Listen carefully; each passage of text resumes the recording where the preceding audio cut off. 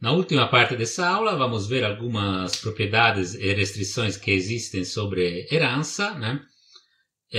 Então, primeiro, né, herança é uma relação entre classes, né? Então, se A herda de B, né, A e B estão em uma relação de herança, né, ou de generalização e especialização, né? Então, como né, relações podem ter propriedades, né, e a relação de herança tem as propriedades de ser transitiva, né, e antissimétrica, né? O que isso quer dizer, né? Tentem pensar um pouco, né? Vou parar esses 2 segundos aqui, né, para deixar o tempo para vocês pensarem, né? São propriedades que existem no geral em relações, né? O que isso quer dizer em relação à herança, né? Então, transitiva, né? Então, a propriedade transitiva, né? Se A é uma subclasse de B e B é uma subclasse de C, né? Então A é subclasse de C, né? Isso quer dizer que podem existir hierarquias de herança desse tipo, né? Então, se A herda de B, né? Herda as propriedades, atributos e métodos de B, e B herda atributos e métodos de C, então A também herda os atributos e métodos de C, né? Então, isso quer dizer que é transitiva, né? Antissimétrica, né, vai dizer que, né, é o oposto de simétrica, né? Então, né, se A é uma subclasse de B, então não é possível que B, né, então B não é uma subclasse de A, né? Isso quer dizer, basicamente, que não podem existir ciclos, né? Combinando com a propriedade transitiva, vai dizer que não podem existir ciclos, né? Então, né, aqui A é subclasse de B, então B não pode ser subclasse de A, né? Então não pode, né? Porque senão, né, ia ter um ciclo, né? Então essa propriedade antissimétrica pode se resumir com a propriedade que não podem existir ciclos na hierarquia de herança, né? Então um exemplo de hierarquia de herança, né? A universidade, né? Então podemos pensar uma classe mais genérica, né? Um membro da comunidade, né? Pode ser um empregado, pode ser um aluno, ou pode ser os graduados, né? Os formados, né?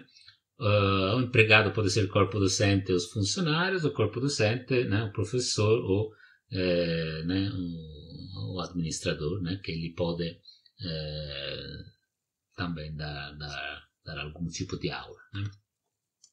Outro exemplo, as formas geométricas, né? Uma forma geométrica aqui mais genérica, pode ter classes, né, para formas bidimensionais, as classes para formas tridimensionais, que as formas tridimensionais todas têm algumas propriedades a comum, né? Por exemplo, o volume, né? As formas bidimensionais também têm algumas propriedades a comum, e as formas, no geral, têm algumas propriedades a comum entre elas, né? Um aspecto importante né, é o conceito de herança múltipla, né? Então, por herança múltipla se entende o caso em que uma classe herda diretamente de mais de uma classe, né? Então, né, por exemplo, né, não sei se vocês já ouviram falar do mito de Pégasus, né? O cavalo com asas, né? Então vocês podem pensar isso como, né, uma herança, né, que ele herde da classe cavalo e da classe ave, né? Aí ele obtém as propriedades dos dois, né?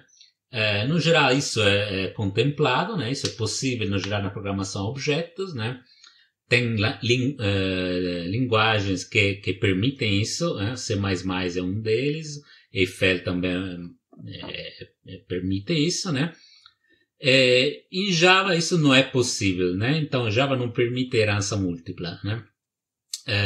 Então as classes podem estender, né, apenas uma outra classe, né?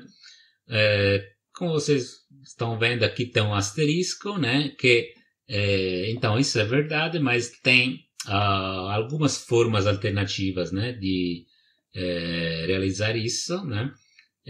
Mas vamos ver mais para frente, né? Quando iremos falar de interfaces. Né? Então, uma pergunta interessante também é quais são os possíveis problemas com herança múltipla, né? Né? De novo, momento para pensar, né? Pausem o vídeo se quiserem. Então, quais são os problemas que podem existir com herança múltipla, né? Então, né? O problema é simples, né? Então, uma vez que eu herdo né, de classes diferentes, né? Se elas forem completamente diferentes, tudo bem, né? Mas pode acontecer, por exemplo, que eles tenham duas implementações diferentes do mesmo método, né? E aí é que eu vou fazer, né? Eu herdo qual? Da classe A, da classe B, herdo os dois, executo os dois. Ou, por exemplo, atributos, né? Eu posso ter atributos ou ainda métodos, né? Mas atributos com o mesmo nome, mas com, por exemplo, tipos diferentes, né? E aí, enfim, tem esses conflitos, né? Que assim, é um dos problemas maiores, né? Que normalmente são resolvidos ou são proibidos completamente, né? Então, no caso que tenho, por exemplo, dois métodos com implementações diferentes, aí não dá erro de compilação, ou é deixado ao programador a escolha, né? Por exemplo, de qual herdar, né? Java, né, adopta uma outra forma, né, que é de proibir diretamente a herança múltipla, mas fornecer um mecanismo parecido, que, como eu falei, vamos ver mais para frente, né? Então, sobre construtores, né? Então, uma das dúvidas, né, pode ser, né, como é que funciona a questão de construtores, né? Porque né, um fato, né, que objetos das subclasses também precisam de ser instanciados, né? Então, mas aí, né, como é que funciona? Porque eu posso ter alguns atributos que estão na superclasse, né? Então, pelo menos em Java, né, como é que funciona? Construtores não são herdados, né? Então, os construtores devem ser definidos na subclasse, né? Deve existir na subclasse, né? Outra pergunta poderia ser, né, se eu posso chamar o construtor da superclasse, né? Então, isso sim, né? Então, a ideia é que no construtor da subclasse vocês podem chamar o construtor da superclasse com a palavra-chave super, né? Que é mais ou menos parecido com o this para chamar o outro construtor da mesma classe, né? Isso pode ser feito apenas no construtor, né? E outra pergunta é se o construtor padrão, né, é definido implicitamente, né? Então, isso depende, né? Então, apenas se na superclasse existir um construtor padrão, então sem parâmetros, aí na subclasse é criado também um construtor sem parâmetros, né?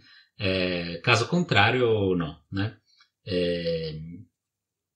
Isso porque, claramente, o construtor sem parâmetros deve chamar o construtor sem parâmetros da superclasse. Se esse não existir, aí não pode ser executado, né?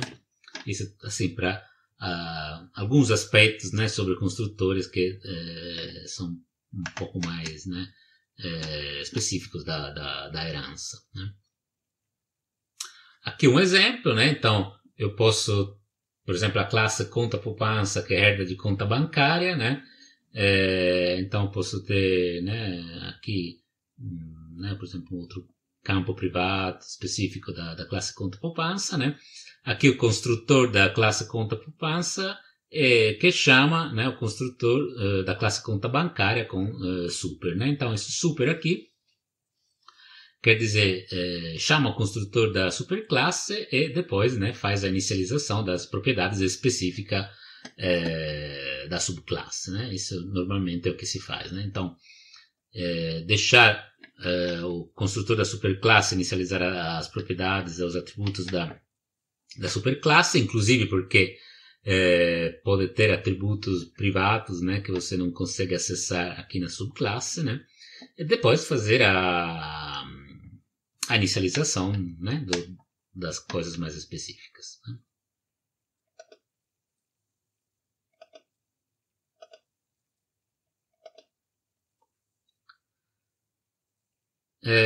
Último aspetto, né, é a questão da classe Object, né? Então, em Java, todas as classes são subclasse da classe Object, né? Da classe Java Lang Object, diretamente ou indiretamente, né? Então, a hierarquia das classes Java é feita assim, né? Então, tem a classe Object aqui, né, em cima, é superclasse de todas.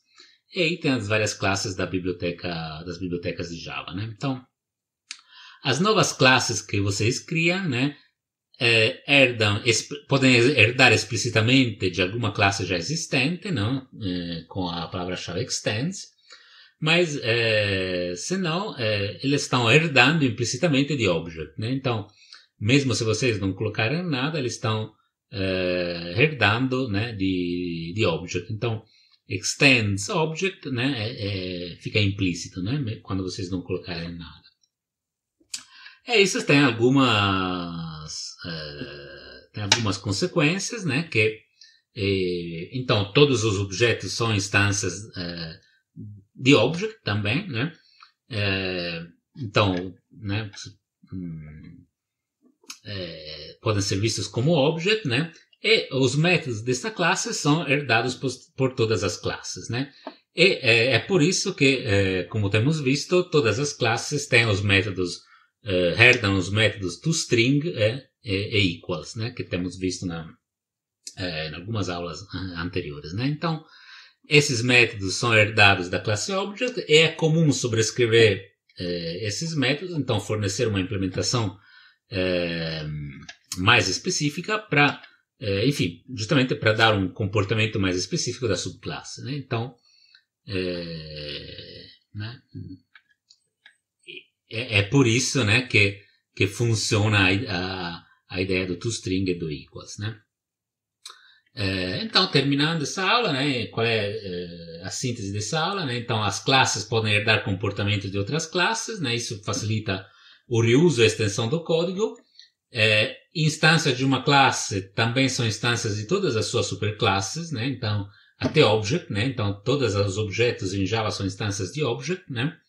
E, então, as relações de herança formam a hierarquia, né, de generalização e especialização. Temos visto brevemente o UML, né, que pode ser utilizado para documentar a organização de classes e as relações entre elas, né? Algumas atividades que vocês podem fazer, né? Então, como exercícios, revisem os laboratórios desenvolvidos até hoje pensando em herança, né? Então, em quais situações poderia ser usada a herança. Defina em Java a hierarquia de classes dos membros da universidade, né? Ou as outras que tivemos de exemplo. Por exemplo, as de veículos, né? E tente, né, descrever, comece a usar o ML para descrever as classes, né? Então descreva as classes que foram implementadas nos laboratórios com um diagrama de classes UML. Para fazer isso, né, vocês podem fazer isso mesmo num papel, né, né, papel comum, caneta e tal, né, mas existem ferramentas, software, né, para modelar o ML. Duas das mais famosas, né,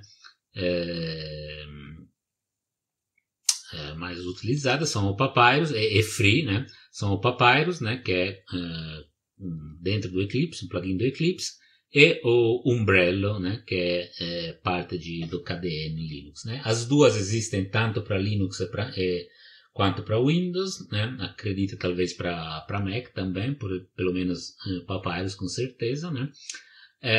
Mas, de novo, né, isso, uma sugestão que eu posso dar mesmo quando vocês irão projetar o código do projeto, né, é começar no papel mesmo, que é mais fácil de, enfim, né, fazer alterações, tentar soluções diferentes, né. Depois, quando vocês têm um diagrama já completo, aí podem passar na ferramenta Papyrus ou Umbrello para ter enfim, uma documentação melhor, né.